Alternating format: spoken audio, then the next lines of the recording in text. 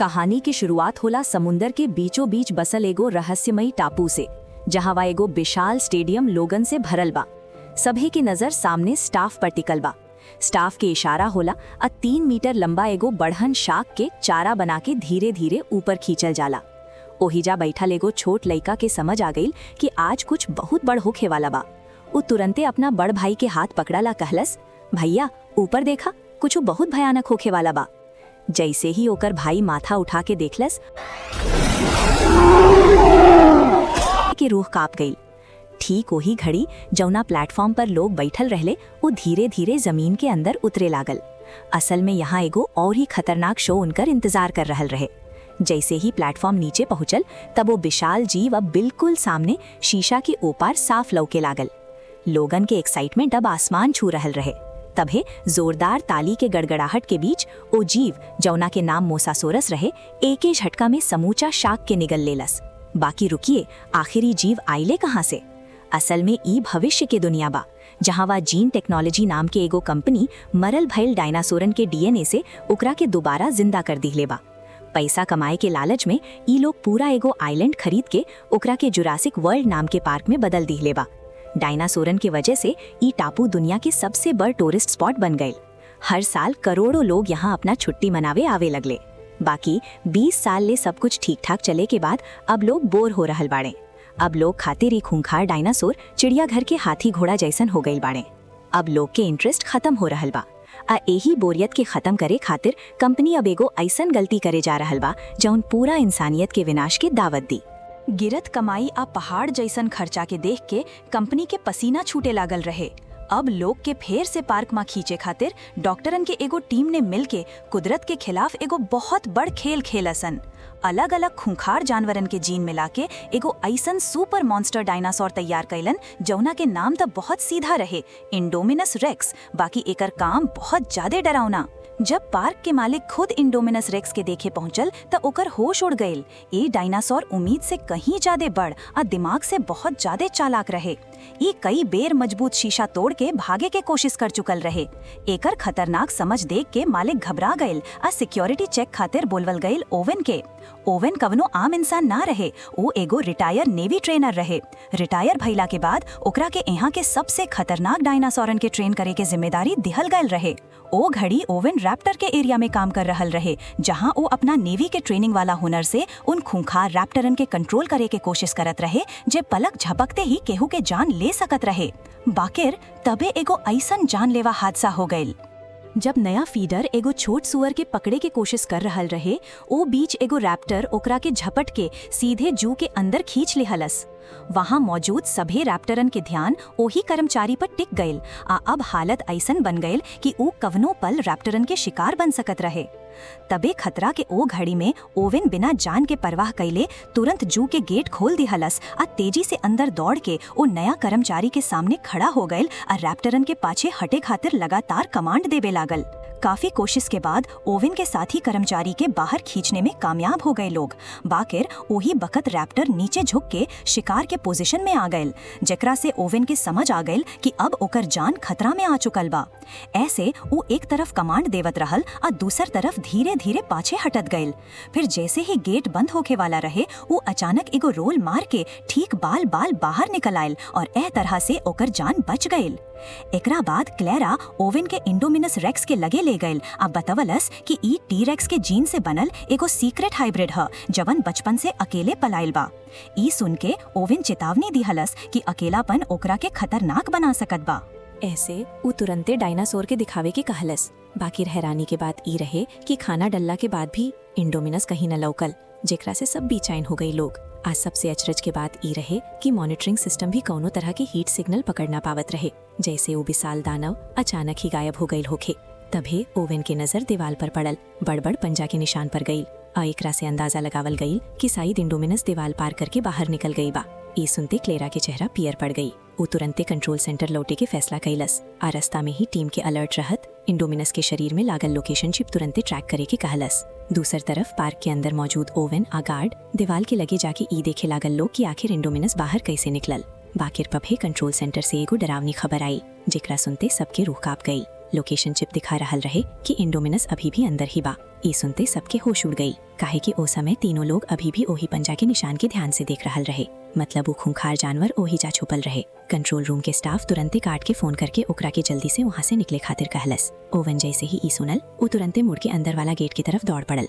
बाकिर तभे आखिरी गार्ड देखलस कि इंडोमिनस ठीक ओही ओरी बढ़ रहल बा जिधर ओवन भागत रहे। तभे ए अफरा तफरी में अचानक डायनासोर एगो गार्ड पर हमला कर दिहलस। घबरा के दूसर गार्ड दीवार के लगे बनल गेट तक पहुंचल आ ओकरा के तुरंते खोल दिहलस। जब वो देखलस कि ओकर साथी इंडोमिनस के हाथे मारल जा चुकल बा त डर के मारे वो घबरा गई। बिना सोच ले समझ ले भाग के गेट के बाहर निकल गई। उन्हें ओवन भी पूरा ताकत से दौड़त रहल। आखिरकार गेट बंद होके से ठीक पहले बाहर निकलने में कामयाब हो गई।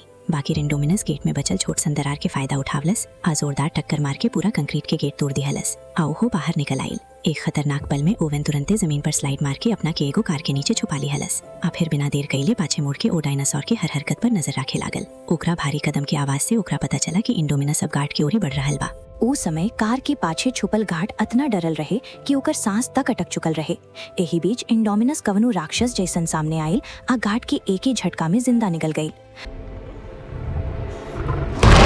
अपन जान बचावे खातिर ओवन जल्दी से कार के फ्यूल टैंक के काट दिहलस आ पेट्रोल बहे दिहलस ताकि ओकर गंध इंडोमिनस के कंफ्यूज कर देवे आ वो ओकरा के सूंघ ना पावे। सच में कुछ ही देर बाद इंडोमिनस के ओकर मौजूदगी के पता ना चलल। आई को जोरदार दहाड़ लगा के अचानक वहाँ से चल गई।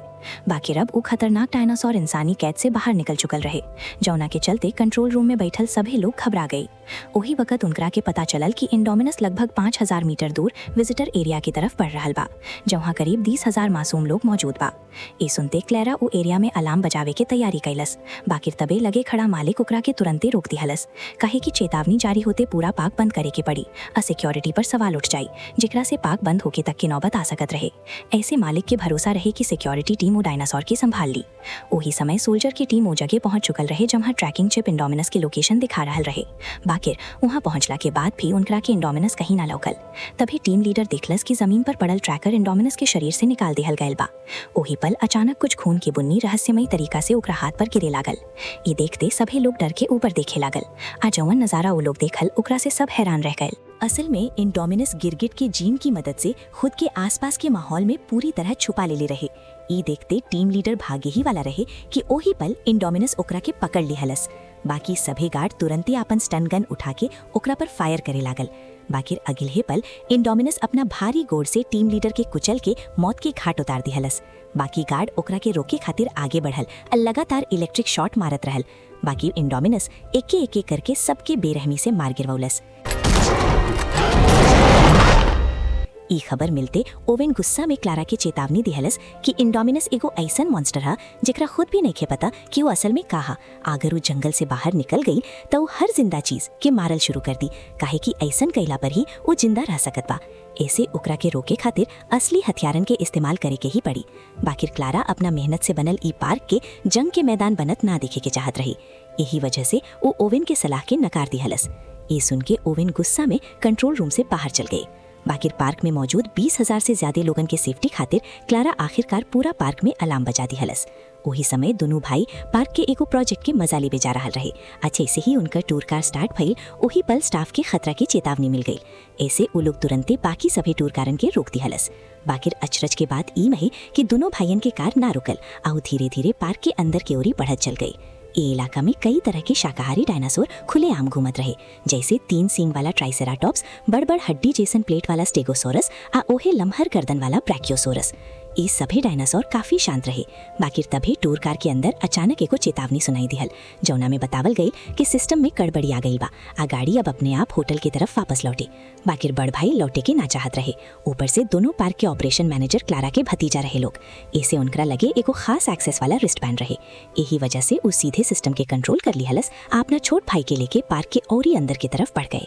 उन्हें क्लारा के भी अचानक अपना भतीजन की याद आयल और तुरंते बड़का भतीजा के फोन मिलवाउलस। बाकी वही समय नेटवर्क चल गईल। ऐसे वो घबरा के स्टाफ से पूछस कि का सभे टूर कार वापस लौट आइल बा। जांच कैला पर पता चलल कि बस एगो टूर कार अबहिले वापस ना आयल रहे और उहे कार ओकर दोनों भतीजन के रहे। ये सुनते क्लारा घबरा गई और तुरंते रेस्क्यू टीम के वहाँ जाके कहलस। बाकी रेस्क्यू टीम पहले से ही बिजी रहे। ऐसे मजबूरी में ओकरा के ओवन के लगे जाके मदद मांगे के पड़ल। उन्हें दोनों भाई पार्क के टूर एरिया के आखिरी हिस्सा तक पहुँच चुकल रहे लोग। तभी वो लोग देखल्स कि सामने के फेंस कोनो ताकतवर चीज तोड़ दिहले रहे। जब उनकरा के आगे जाके रास्ता लौकल तब बड़ भाई कार के तुरंते अंदर ले गई। थोड़ी देर बाद उ लोग को घना जंगल वाला इलाका में पहुंचल, जहाँ कई गो एंकाइलोसोरस घूमत रहे। अब पहली नजर में उनका के 4 गो लौकत रहे। बाकी छोट भाई जोर दे के कहस कि वहाँ 5 गो बा। ऐसे बड़ भाई फिर से ध्यान से गिनती शुरू कैलस। तभी उनका के समझ आयल कि कार के शीशा में जवन परछाई लौकत रहल बा उ असल में 5वां नाबालिग उनका पाछे खड़ा मौत के सौदागर इंडोमिनस रेक्स हा, जवन चुपचाप उनका लगे आ चुकल रहे। उ जोरदार दहाड़ मारत कार के लात मार दिलस, जेकरा से दोनों भाई कार के साथ कई फीट दूर पहुँच गए।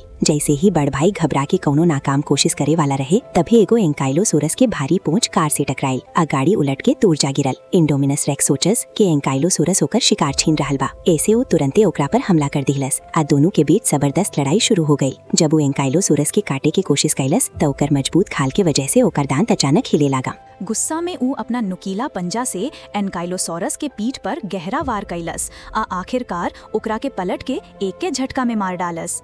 ई सब देख के दोनों भाई डर से कांप उठल आ ओही वक्त क्लेरा के फोन फिर से बज उठल। फोन के आवाज सुनते इंडोमिनस के अचानक कार के अंदर मौजूद शिकार के ध्यान आइल आ थोड़ी देर ओकरा के घूरला के बाद ऊ अपना पंजा से कार के जकड़ लिहल। फिर ऊ आपन विशाल मुंह खोल के सीधे ओकरा के निगले के कोशिश कैलस। बाकिर जब ऐसन करे में ओकरा के मुश्किल भइल त ऊ चालाकी दिखावलस। ऊ कार के दांत से पकड़ के जोर जोर से जमीन पर पटके लागल। शीशा टूटे ही वाला रहे कि तबे बड़ भाई मौका देख के आपन सीट बेल्ट खोल दिहल आ छोट भाई के पकड़ के कार से बाहर निकल आइल। बाकिर उनकर ई हरकत इंडोमिनस के तेज आंख से छिप ना सकल आ ऊ तुरंते उनकर पीछा कैल शुरू कर दिहल। खुशकिस्मती से सामने एगो छोट सन झरना रहे। बाकिर इंडोमिनस लगे आते आपन विशाल मुंह खोलस। तबे दोनों भाई सही समय पर झरना में कूद के ओकर पकड़ से बच निकलल। ओही समय क्लेरा भी जंगल में पहुंच गईल। बाकिर कुछ ही देर में ओकरा की समझ आ गई कि यहाँ हालत पूरी तरह बदल चुकल बा। चारों तरफ इंडोमिनस के हाथे मारल गईल डायनासोरन की लाश छितराइल गयल रहे। एक खौफनाक नजारा देख के ओवन के औरे भी यकीन हो गई कि इंडोमिनस कौनो भी चीज के जिंदा छोड़े वाला नहीं थे। कुछ ही देर में उनकरा के ओट मकार मिल गई, जौना में दोनों भाई बैठल रहे। बाकिर जब क्लेरा टूटल कार आ जमीन पर पड़ल मोबाइल देखल्स तो ओकरा लागल कि ओकर भतीजन के इंडोमिनस खा चुकल बा। ई सोच के वो बुरी तरह टूट गई। तबे ओवन जमीन पर बनल गोड़ के निशान देखल्स, जौना उनकरा के झरना तक ले गई। वहाँ पहुँच के वो अंदाजा लगौलस कि लइठा जिंदा बा लोग आ शायद यहाँ से बच के निकल गई बा। ई सुन के क्लेरा के तनी राहत मिलल। बाकी रोही समय कंट्रोल रूम में बैठल स्टाफ के एगो औरी खतरनाक बात पता चलल कि पार्क के अलार्म की वजह से 20,000 से ज्यादा लोग अब रिसोर्ट एरिया में इकट्ठा हो चुकल बा लोग। आ इंडोमिनस ज्यादा से ज्यादा शिकार करे खातिर तेजी से ओही रिसोर्ट की तरफ बढ़ल रहल बा, जेकरा से साफ रहे कि एगो बहुत बड़ तबाही होखे वाला बा। मजबूरी में पार्क के मालिक आखिरकार फैसला कैलस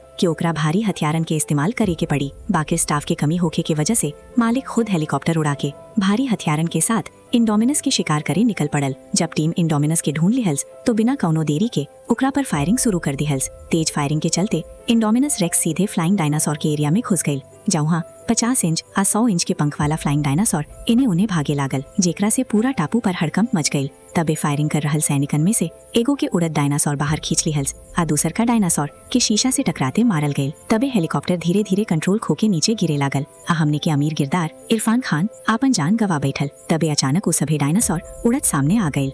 उनकरा के लगे आवत देख ओहिन तुरंते क्लेरा के साथे मिलके जंगल के ओरी भागे लागल। उन्हें दोनों भाई सुनसान पड़ल कार के मदद से जंगल से बाहर निकल रहल रहे। बाकी छोट भाई देखलस कि पंख वाला डायनासोर उनकरा पाछे पाछे आ रहल बा। खतरा के भांपते वो बड़ भाई के जल्दी से कार चलावे के कहलस। आखिरकार वो लोग पार्क के एंट्री गेट तक पहुंच गई आ वहाँ के स्टाफ उनकरा के देख लिहलस। अपना भतीजा के मैसेज मिलला पर क्लेरा ओवन भी जंगल से बाहर निकलल। आएगो कार पाके वो लोग तय कलस कि वो लोग रिसोर्ट में मिली। ए बीच पार्क के सभी राइड्स तुरंत ही बंद कर दिहल गए और सभी विजिटर मजबूर होकर रिसोर्ट में उहे रुक गए। तभी पब्लिक ब्रॉडकास्ट से इमरजेंसी नोटिस आयल आ लोगन के तुरंत ही छुपे खातिर कहल गए। शुरुआत में लोग ना समझ पावल कि का हो रहल बा। बाकी जैसे ही वो लोग आसमान में उड़त पंख वाला डायनासोर देखल तो उनकरा के सब समझ में आ गए। घबरा के सभी लोग एने ओने भागे लागल। बाकी पंख वाला डायनासोर इतना तेज रहे कि जल्दी ही लोगन के सामने पहुंच गए आ हमला शुरू कर दिहलस। पार्क में हर जगह चीख पुकार सुनाई देवे लागल।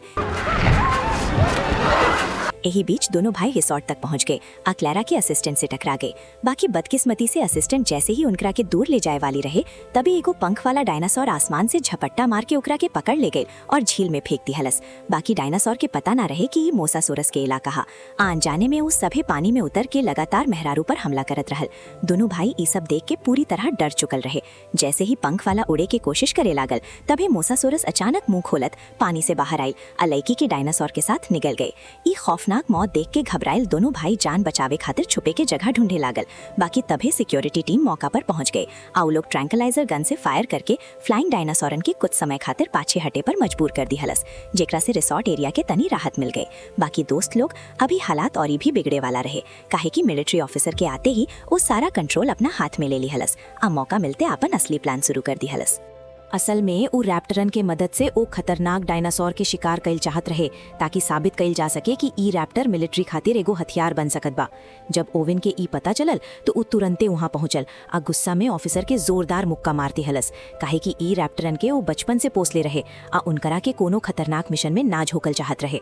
बाकी अब पूरा पार्क में मौजूद 20,000 लोगन के जान दाव पर रहे। ऐसे काफी सोचला के बाद आखिरकार ओवेन के भी एह मिशन खातिर मजबूर होके हाँ करे के पड़ल। ऊ लोग इंडोमिनस रेक्स के पकड़े खातिर एगो तरह के लुका छिपी के गेम खेले के फैसला कैलस। प्लान ई रहे कि पहले रैप्टर अपन तेज सूंघई के ताकत से इंडोमिनस के पता लगाई आ आर्मी उनकरा पाछे पाछे रह के सही मौका पर भारी हथियारन से हमला करी। उन्हें क्लेरा के डर रहे कि दोनों भाई फिर कहीं भाग ना जावे। ऐसे वो उनकरा के एगो सुरक्षित कंट्रोल ट्रेन के अंदर बैठा दी हलस आ खुद सामने बैठ के पूरा ऑपरेशन के मॉनिटर करे लागल। तैयारी पूरा भइला के बाद ओवेन इंडोमिनस के मांस के एगो टुकड़ा निकालस। फिर वो मांस के रैप्टरन के सूंघवलस आ जब सभी रैप्टर तैयार हो गई तब ओवेन आखिरकार उनकर पिंजरा खोल दी हलस। एकरा बाद हथियार से लैस सैनिक भी उनकरा पाछे पाछे जंगल के अंदर बढ़े लागल। पूरा दल रैप्टरन के पाछे तेजी से घना जंगल में आगे बढ़त गई आ आखिरकार एगो सुनसान जगह पर अचानक रैप्टर रुक गई। सभी सैनिक तुरंते सतर्क हो गई आ अपन हथियार सामने की ओर तान दी हलस। बाकी उनकरा के ई बिल्कुल अंदाजा न रहे कि अगले पल कुछ बहुत अजीब होखे वाला बा। यही टेंशन भरल माहौल में अचानक एगो विशाल जीव धीरे धीरे जंगल से बाहर आवे लागल आ देखते देखते इंडोमिनस रेक्स सबके सामने आ खड़ा भइल। ओवेन के प्लान रहे कि ट्रेन कइल गइल रैप्टर एह डायनासोर पर हमला करी। बाकी हैरानी के बात ई रहे कि दोनों तरफ के डायनासोर हमला करे के बजाय अचानक एक दूसरा के घूरे लागल, जैसे कोनो अजीब बातचीत हो रहल होखे। रैप्टर सभी तुरंते हमला ना कइल बल्कि ऊ लोग इंसानन के मौजूदगी के ही इंडोमिनस के सामने जाहिर कर दी हलस। ई देख के ओवेन के भी कुछ गड़बड़ होके के एहसास भइल। उकरा के अचानक समझ आइल कि इंडोमिनस के शरीर में शायद रैप्टर के डीएनए भी मिलल बा। एहे वजह से वो रैप्टरन के साथ कौनो तरह से बात कर पावत बा। बाजी अब पूरी तरह पलट चुकल रहे। कंट्रोल रूम में बैठल ऑफिसर ई देख के घबरा गई। वो तुरंते सभे सैनिक के फायरिंग के ऑर्डर दे दिहस। एहे से हालात पूरी तरह बिगड़ गई, काहे कि जौना प्लान से इंडोमिनस के खत्म करे के रहे उहे रैप्टरन के इंसानन के खिलाफ खड़ा कर दिहस। बाकी जब सैनिक देखलस कि डायनासोर जंगल की तरफ भाग रहल बा तो उहो लोग उनकरा पाछे दौड़ पड़ल। कुछ ही मिनट के अंदर पूरा टीम लगभग रैप्टरन के हमला में खत्म हो गई। आ ई सब देख के क्लेरा पूरी तरह घबरा गई। तभी सामने से एगो सैनिक आइल जो अभी अभी रैप्टरन से जान बचा के भागल रहे। बाकी जैसे ही वो कार में बैठे वाला रहे तभी एगो रैप्टर पाछे से ओकरा पर जानलेवा हमला कर दिहस। ई नजारा देख के कार में बैठल दोनों भाई घबरा गए। हालत बिगड़त देख क्लेरा तुरंत ही कार स्टार्ट कैलस आ वहाँ से तेजी से निकले लागल। बाकी तभी दूसर तरफ से एगो औरी रैप्टर अचानक उनकरा तरफ दौड़त आ गई। कार के दरवाजा खुलल रहे आ कौनो पल रैप्टर उनकरा तक पहुँच सकत रहे। घबरा के वो लोग लगे पड़ल कंटेनर उठौलस आ ओकरा के कार के बाहर फेंकना शुरू कर दिहस ताकि रैप्टर के रास्ता रुक जाओ। बाकी रैप्टर बड़ी आसानी से ओकरा से बचते गाड़ी के पीछा करत रहल। क्लेरा शीशा में देखलस कि रैप्टर तेजी से उनकरा करीब आवत जा रहल बा। ऐसे वो अचानक स्टीयरिंग घुमौलस और कार से जोरदार टक्कर मार के रैप्टर के गिरा दिहस। बाकी रोही समय दूसर तरफ से एगो औरी रैप्टर दोनों भाइयन के बिल्कुल करीब पहुंच गई। घबरा के दोनों जन इलेक्ट्रिक स्टिक से ओकरा पर वार कर दिहस। ठीक वही वक्त ओवेन भी वहां पहुंच गई। फिर सभी लोग जल्दी से कंट्रोल रूम की तरफ निकल पड़ल। उन्हें कंट्रोल रूम में मौजूद ऑफिसर जब देखलस कि ऑपरेशन पूरी तरह फेल हो चुकल बा तो वो गुस्सा होके के बजाय और भी खुश होके लैब पहुंच गई। बाकी जब ओवेन और बाकी लोग भी लैब में पहुंचल तो वो लोग हैरान रह गई, काहे कि वहाँ के सारा कर्मचारी पहले ही हेलीकॉप्टर से भाग चुकल रहे। तभी डॉक्टर के प्राइवेट ऑफिस में उनकरा के इंडोमिनस के जीन के असली राज पता चलन। असल में ए मॉन्स्टर के अंदर दर्जन अलग अलग जीवन के जीन मिलावल गईल रहे। ई सच सामने आइला के बाद ऑफिसर भी बाहर आ गए। उ साफ साफ बतौलास कि ई सब ओकरे प्लान रहे आ ओकरे वजह से इतना खतरनाक जानवर बनावल गईल रहे। बाकी लेकरा से पहले कि वो अपन बात खत्म कर पावत रैप्टरन के झुंड अचानक वो जगह पर पहुंच गई। आ अगिलहे पल एगो रैप्टर सीधे ऑफिसर के तरफ बढ़ गई। डर के मारे ऑफिसर तुरंते उहे तरीका अपनावे के कोशिश कैलस जवन ओवन रैप्टरन के ट्रेन करत समय अपनावत रहे। बाकी तबे रैप्टर ओकरा पर हमला करके चीर दिहलस। ई देख के ओवन, क्लेरा आ बच्चा सबके साथ तुरंते लैब से भाग निकलस। तबे अचानक बाकी बचल 3 गो रैप्टर दौड़त उनकरा सामने आ खड़ा भइल आ उनकरा के चारों तरफ से घेर लिहलस। ए रैप्टरन में एगो के शरीर पर नीला धारी रहे आ ओकर नाम ब्लू रहे, जवने पूरा झुंड के लीडर रहे। ओवन ओकर आंख में देखलस आ समझ गईल कि ऊ ओकर दुश्मन नहीं खे। ऐसे ऊ तुरंते ओकर माथा से कंट्रोल वाला उपकरण हटा दिहलस। तबे अचानक इंडोमिनस भारी कदम के साथे वहाँ आ पहुंचल आ धीरे धीरे उनकरा तरफ बढ़े लागई। बाकी एकरा बाद जवन भइल ऊ केहू ना सोच ले रहे। इंडोमिनस रैप्टरन के इंसानन पर हमला करे के आदेश देवे के कोशिश कैलस।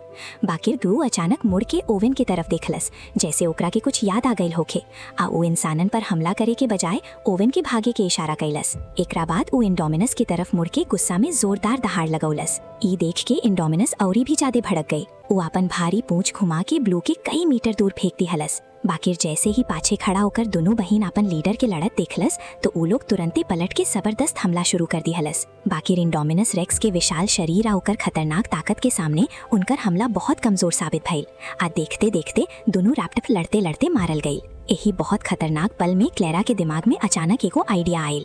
वो तुरंते कंट्रोल रूम में मौजूद अपना साथी से कांटेक्ट करके नंबर 9 वाला बाड़ा के खोले के कह दिहलस, काहे कि ए बखत उनकरा के ए ताकतवर डायनासोर के खत्म करे खातिर ओकरा से भी ज्यादा ताकतवर डायनासोर के सख्त जरूरत रहे। जैसे ही बाड़ा खुलल तो उहे से जुरासिक पार्क के पहला खतरनाक किंग टी-रेक्स बाहर निकलल, जेकरा के 20 साल पहले तैयार कैल रहे। क्लेरा चालाकी से जल्दी ही टी-रेक्स के इंडोमिनस रेक्स के सामने ले आयल आ यहीं से दोनों दानवन के बीच के भयानक जंग शुरू हो गई। जब टी-रेक्स ए अजीब हाइब्रिड से आमने सामने के टक्कर लिहलस त ऊ इंडोमिनस रेक्स के याद दिला दिहलस कि एहा के असली बॉस के ह। बाकी जबरदस्त लड़ाई के दौरान ताकत के फर्क आ इंडोमिनस रेक्स के बहुत खतरनाक पंजन के वजह से बूढ़ टी-रेक्स धीरे धीरे कमजोर पड़े लागल। ठीक वही खतरनाक पल में ब्लू दोबारा लौट आयल। अब बिना देर कैले लड़ाई में कूद पड़ल। ओकर फुर्तीला शरीर पल भर में इंडोमिनस रेक्स के ध्यान भटका दिहलस आ यही वजह से टी-रेक्स के हमला करे के मौका मिल गई। वो खुद के संहारते ब्लू के साथे मिलके इंडोमिनस रेक्स पर घातक हमला कर दिहलस। आखिरकार दोनों के मदद के बदौलत टी-रेक्स के सही मौका मिल गई आ वो पूरा ताकत से इंडोमिनस रेक्स के जोरदार झटका से दूर पानी के किनारे फेंक दिहलस। बाकी ए भयानक टक्कर के गूंज तुरंते समुंदर के असली शिकारी के ध्यान खींच लिहलस। तबे विशाल मोसासोरस अचानक पानी से बाहर उछल पड़ल। वो बिजली की रफ्तार से इंडोमिनस रेक्स के गर्दन के अपना जबड़ा में जकड़लस आ ओकरा के गहरा समुंदर में घसीट ले गई आ ए तरह से इंडोमिनस रेक्स के हमेशा खातिर टाटा गुड बाय हो गई। तो दोस्तों लोग कैसन लागली थ्रिलर एक्सप्लेनेशन? अगर मजा आयल तो वीडियो के लाइक करी, चैनल के सब्सक्राइब करी आ कमेंट में बताएं कि रउआ और कवन मूवी के कहानी भोजपुरी में सुने के चाहत बानी। मिलते हैं अगले वीडियो में। Thank you.